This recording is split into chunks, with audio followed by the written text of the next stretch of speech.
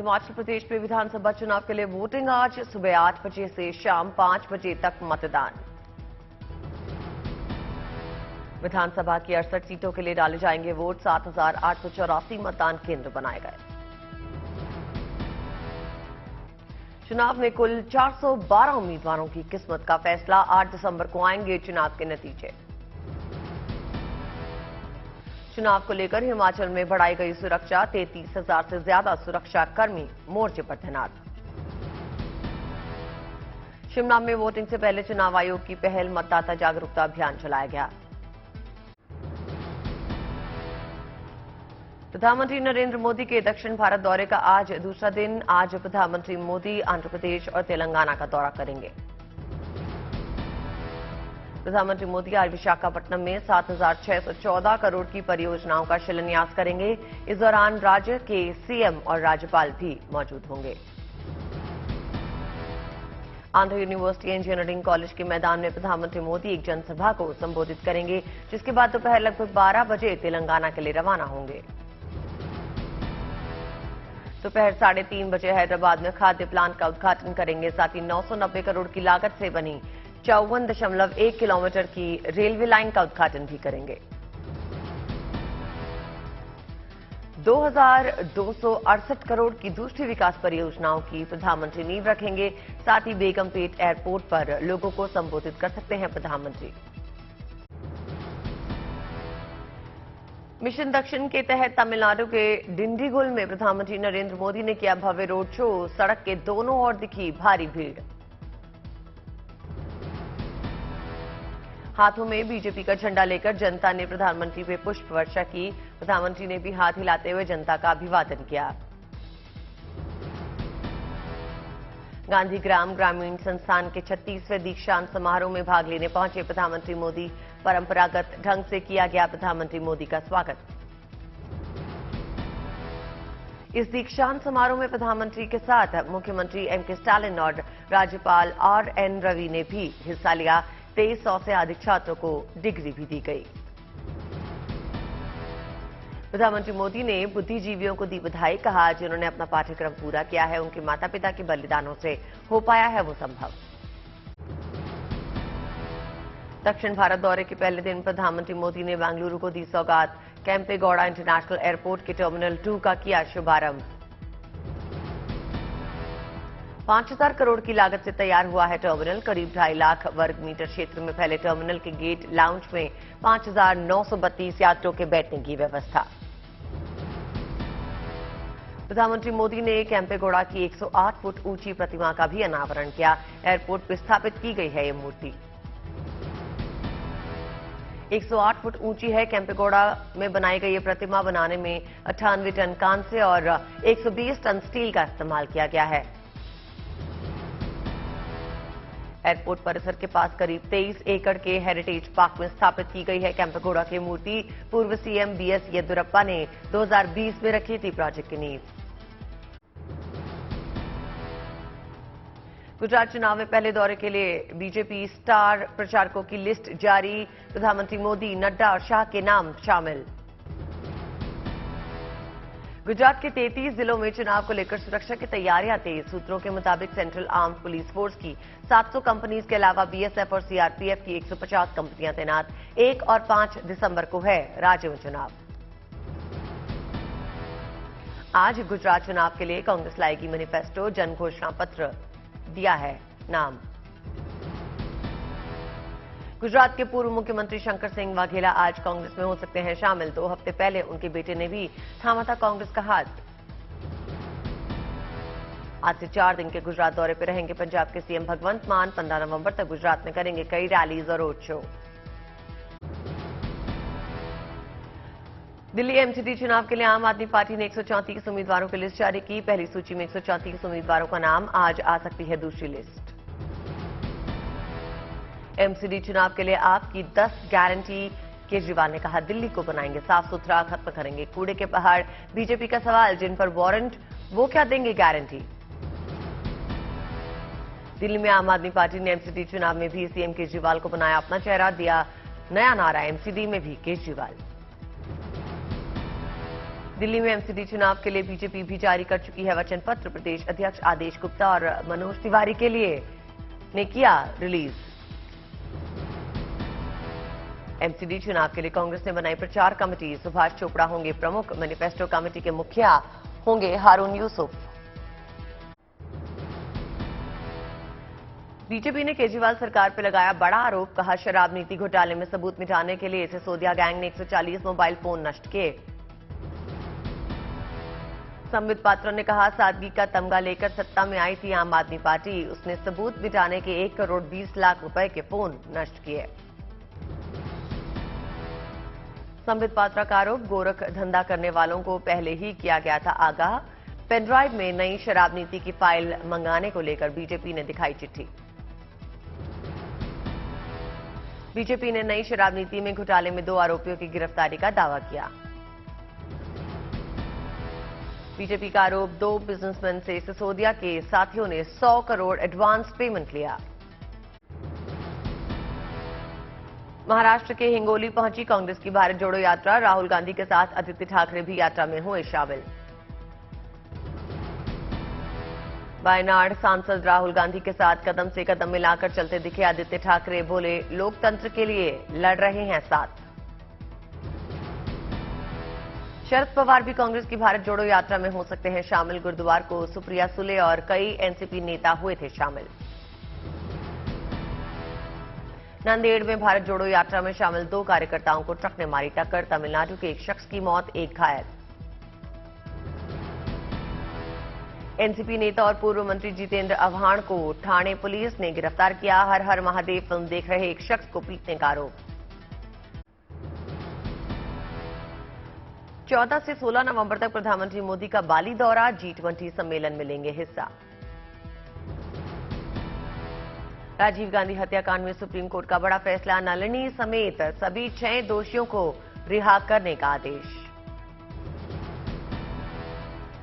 राजीव गांधी हत्याकांड में नलिनी के साथी मुरुगन, संथम, श्रीहरन, रॉबर्ट की होगी रिहाई। रिहाई में देरी पर सुप्रीम कोर्ट ने जताई नाराजगी। राजीव गांधी हत्याकांड में धमाके के वक्त अपने पिता को खोने वाले अब्बास सुप्रीम कोर्ट के फैसले से दुखी। राजीव गांधी के हत्यारों की रिहाई के फैसले के खिलाफ कांग्रेस का मोर्चा। कहा, देश की चेतना के खिलाफ एक दुर्भाग्यपूर्ण निर्णय। कानूनी विकल्पों पर विचार। सुप्रीम कोर्ट ज्ञानवापी मामले पर फैसला। अगले आदेश तक जारी रहेगा पुराना आदेश। चीफ जस्टिस चंद्रचूड़ समेत 2 जजों की पीठ कथित शिवलिंग के संरक्षण मामले पर हुई सुनवाई।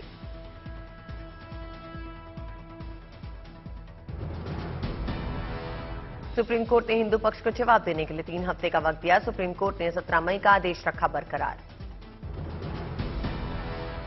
इलाहाबाद हाई कोर्ट में सर्वे को लेकर अब 28 नवंबर को होगी बहस। ज्ञानवापी परिसर का सर्वेक्षण ASI यानी आर्कियोलॉजिकल सर्वे ऑफ इंडिया से कराए जाने से जुड़ा मामला।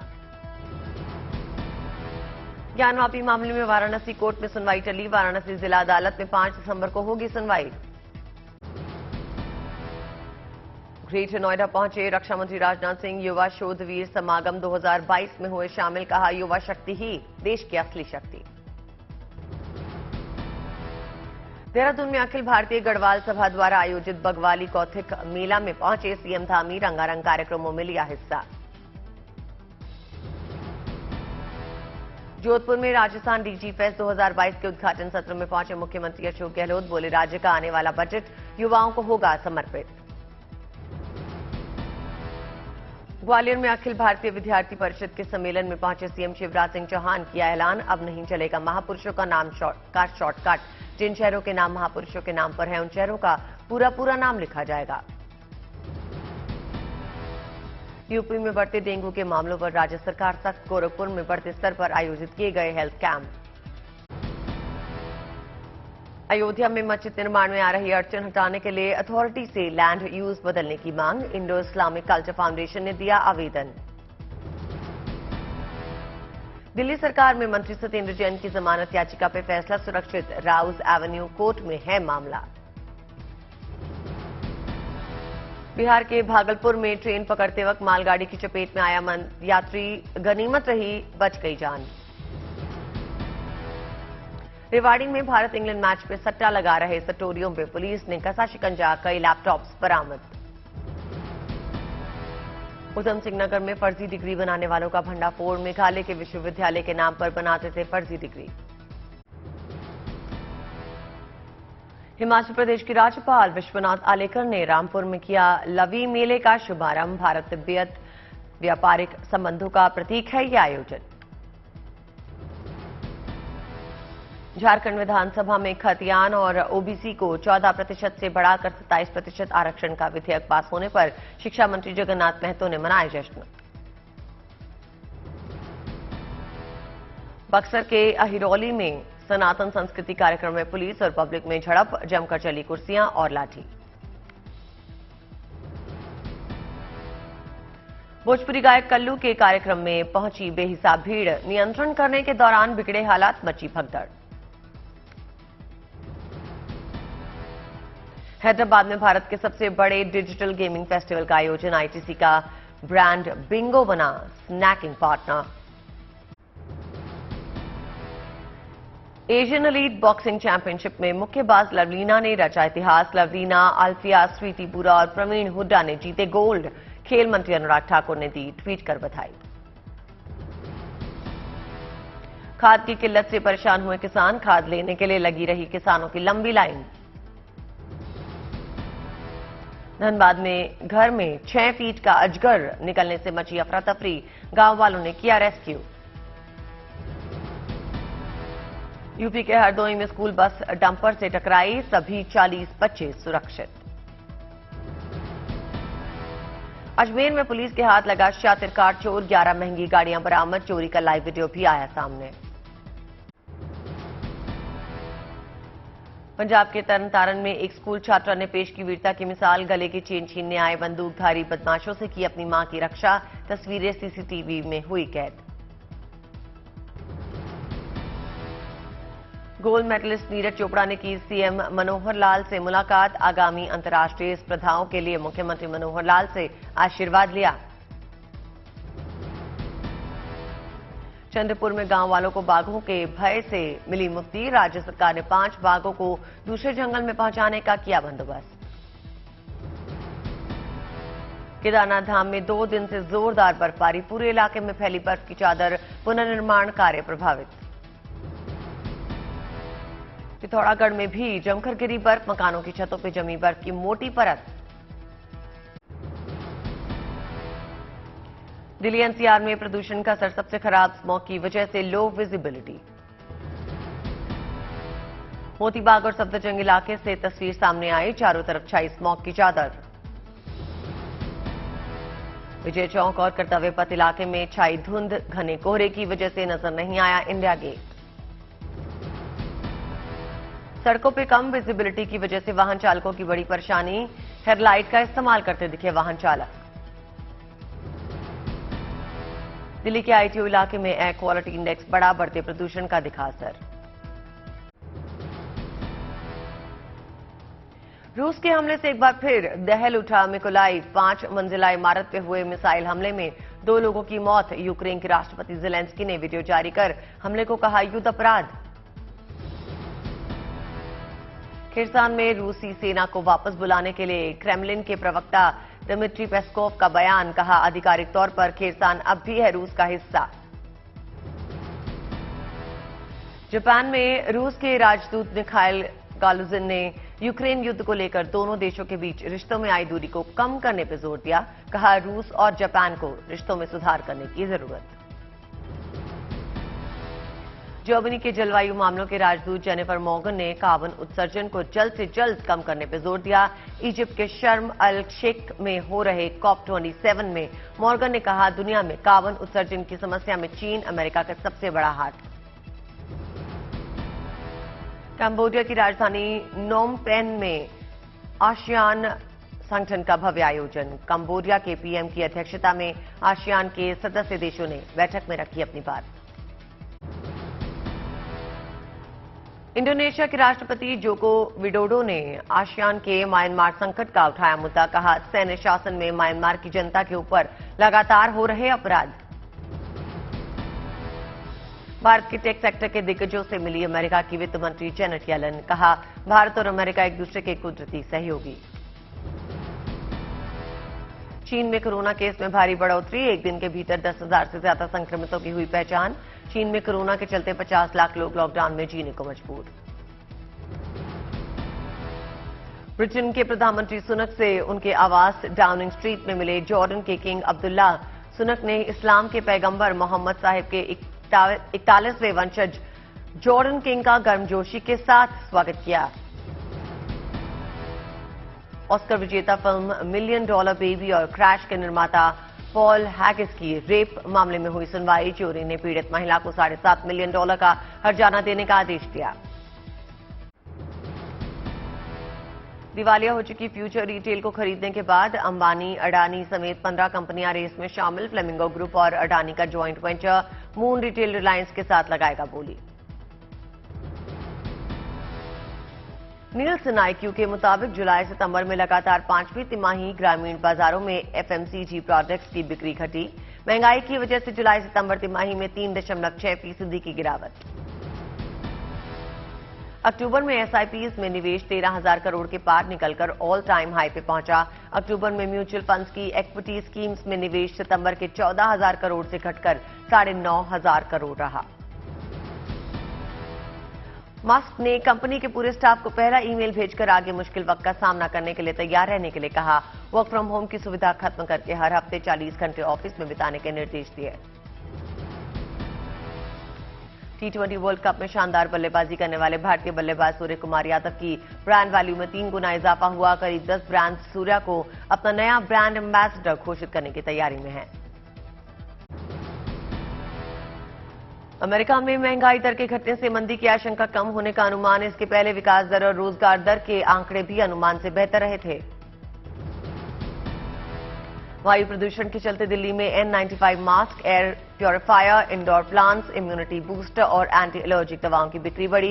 इस तरह के सभी सामानों की बिक्री में 25% का इजाफा। राज्य के चुनावों से पहले पेट्रोल डीजल की कीमतों में मिल सकती है ₹2 प्रति लीटर की राहत। पेट्रोल पे करीब ₹6 प्रति लीटर का सरप्लस मिलने से कंपनीज के पास दाम घटाने की गुंजाइश। फिच रेटिंग ने 5G के लिए टैरिफ में 15 से 20% की बढ़ोतरी होने का अनुमान जताया। जेएम फाइनेंशियल ने कहा कि टेलीकॉम कंपनीज 2 से 3 किश्तों में बढ़ाएंगी tariff. QSR chain old Delhi विस्तार योजना के तहत 50 नए आउटलेट्स खोलकर 500 लोगों को देगा रोजगार। नए कर्मचारियों में से 50% EWS कैटेगरी में रखे जाएंगे।